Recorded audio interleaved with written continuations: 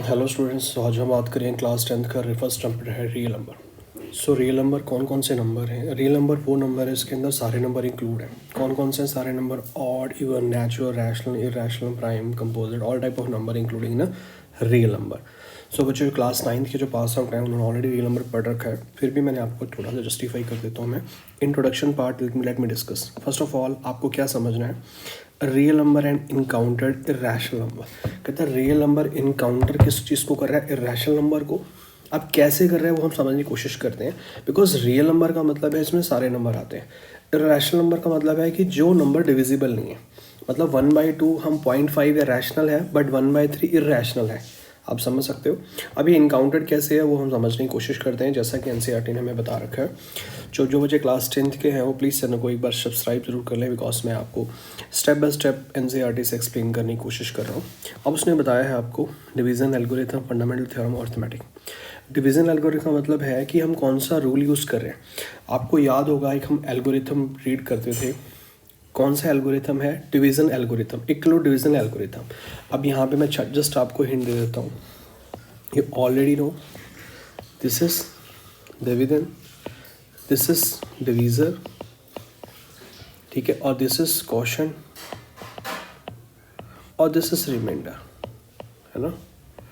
तो यही रूल है जिसको हम डिवीज़न या इक्वल डिवीज़न एल्गोरिथम रूल भी बोलते हैं। अब इसको सिंप्लीफाई कैसे लिखते हैं? लिखते कैसे हैं इसको? सबसे पहले हम लिखेंगे डिवीज़न, डिविडेंड की बात करेंगे, उसके बाद डिवीज़र,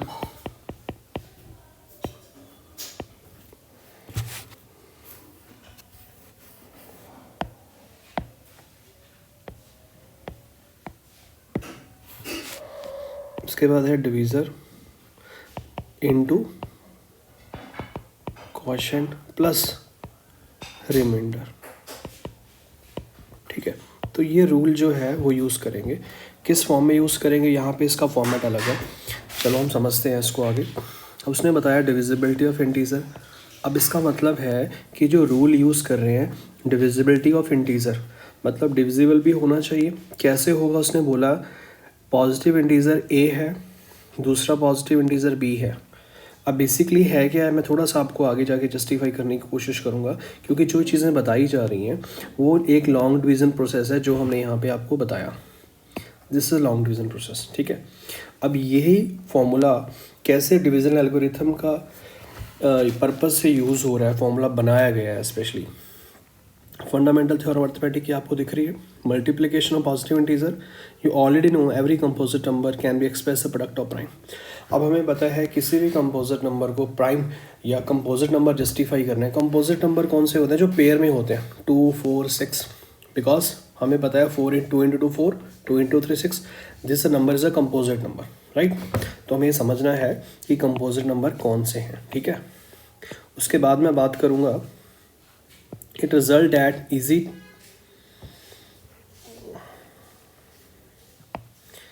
it result at अब हम बात कर रहे हैं रिजल्ट है easy to state and understand has some very deep and significant application of field of maths।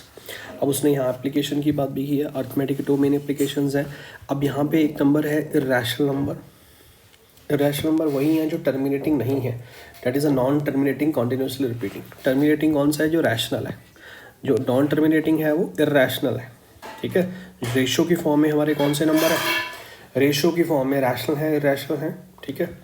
दोनों नंबर रेशो फॉर्म में आते हैं। अब हम सेकंड पेज पे आते हैं, fundamental theorem of arithmetic. Fundamental theorem दे रखी है। अब देखो यहाँ पे हम क्या कर रहे हैं, कॉन्टिन्यूसली इनको 2 से डिवाइड कर रहे हैं। अब देखो 2 से डिवाइड हो रहा है। अभी कौन से नंबर है? This is a prime number. 2, 3, 5, 7 ये सारे नंबर अपने आप से जा रहे हैं, ठीक है। ये कौन से नंबर है? प्राइम नंबर है।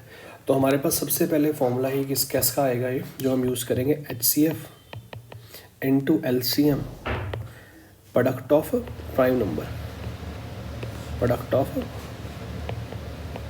प्राइम नंबर, ठीक है। सो मैंने क्या बताने की कोशिश की है कि हमें ध्यान रखना है कि कौन सा फॉर्मूला कैसे यूज़ करना है। अब यहाँ पे उसने साफ साफ बोलते हैं मल्टीप्लाइंग प्राइम नंबर 2, 3, 7, 11, 23 नंबर है, और उसने यहाँ पे हमें करके भी दिखाया है, हम देख सकते हैं इस चीज़ को। तो ये सारी थ्योरी जो है कलेक्शन ऑफ नंबर पे बेस्ड है, हम इसको आगे चल के समझते हैं क्या है इसमें बेसिकली। अब उसने बोला है ये प्राइम नंबर का प्रोडक्ट था, product of prime number of को प्राइम नंबर। अब हम देख रहे हैं इसको लिखा कैसे है। अब फंडामेंटल थ्योरम है अर्थमेटिक, ये इंपॉर्टेंट है। Every composite can be expressed factorise product of prime factorisation unique part from the order. This is important definition, ये आपने याद रखनी है। नेक्स्ट हम समझते हैं फंडामेंटल थ्योरम ऑफ अर्थमेटिक से every composite number can be factorise product of prime. It's a more. It's a given any composite number can factorize product of prime number unique except in order in which the prime occur.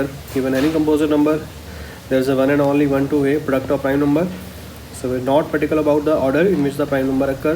For example, we regard 2 3 5 7 3 5 7 2. तो ये order है prime number को लिखने का। Basically prime number कौन सा है? Prime factorisation of natural number unique except for the order of factor. अब प्राइम नंबर कौन से यूनिक नंबर है जो अपने आप से जा रहे हैं, ठीक है। अब हम समझते हैं कि यूज़ कैसे किया जा रहा है। उसने बोला है P1 P2 product of prime number है। P1 जो फर्स्ट नंबर है वो स्मॉलर है या इक्वल है, तो ये कंडीशन है प्राइम नंबर की। जो भी हमारी सीरीज़ बढ़ रही है तो ये हमेशा बड़ा होगा, इक्वल भी हो सकता है। 2 3 5 7 आप देख सकते हो 13। तो this is ascending order. Question समझते हैं। अब उसने बताया 4 की पावर n है, n नेचुरल नंबर है। There is any value of n for which 4 raised to power n and with a digit 0. So 4 raised to power n का मतलब क्या है? इसको कैसे जस्टिफाई करें? हमें बताया 4 की पावर n कोई भी नंबर हो सकता है, n 1 हो सकता है, 2 हो सकता है, वट एवर। अगर 4 का स्क्वायर करें 16 है, 4 का क्यूब करें तो हमें पता है 4 इंटू 4 16, 16 इंटू 4 16 इंटू 4 64, ठीक है। तो हमें पता है उसको जस्टिफाई कैसे करना है। उसमें प्राइम फैक्टरेशन की फॉर्म में 2 की पावर 2 है, तो प्राइम फैक्टरेशन कौन हुआ? 2 हुआ, क्योंकि हमें पता है 2 कौन सा है? प्राइम नंबर है, ठीक है। अब 2 की पावर 2n ही हो सकती है, यही इसका पॉसिबल है।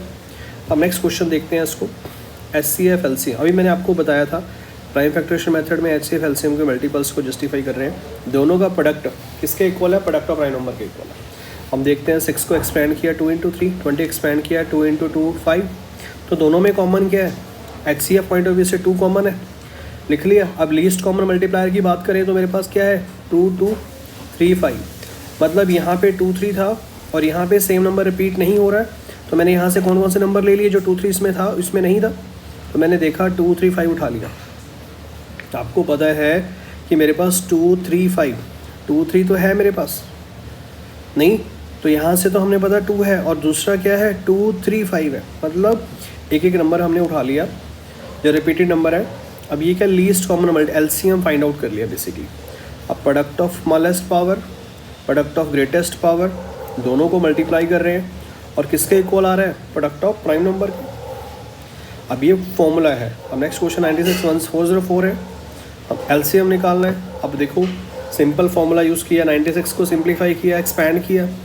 कैसे एक्सपैंड करेंगे? 96 को 2 से डिवाइड कर दो, आप देखोगे मेरे पास क्या आएगा? 2 4 8 10 16, तो आपको पता है 2 8 16, तो 0 48 आ गया। 2 इंटू 48 नहीं, तो यही आएगा।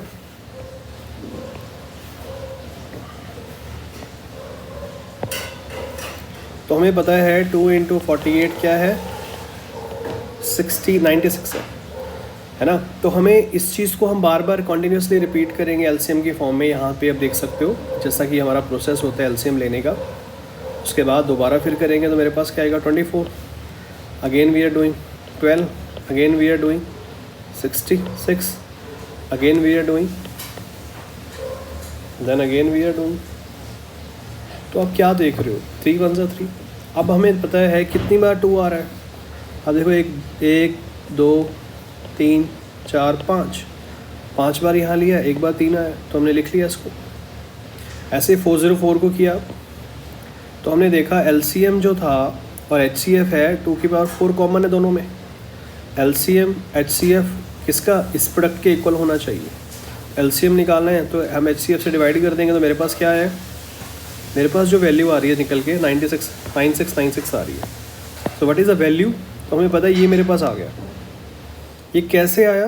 बिकॉज हमें पता है इस चीज़ के बारे में कि ये जो वैल्यू है वो किस बेसिस पे एग्जिस्ट कर रही है। सिंप्लीफाई किया उसको। अब ये क्वेश्चन नंबर 4 है, ये आप लोगों ने खुद करना है। जो भी डाउट है मुझे कमेंट करके पूछ सकते हो। अगर इसमें कोई बच्चे को नहीं समझ आया वो भी बता सकते हैं। अगर समझ आया तो चैनल को लाइक से सब्सक्राइब ज़रूर करें। Okay, thank you.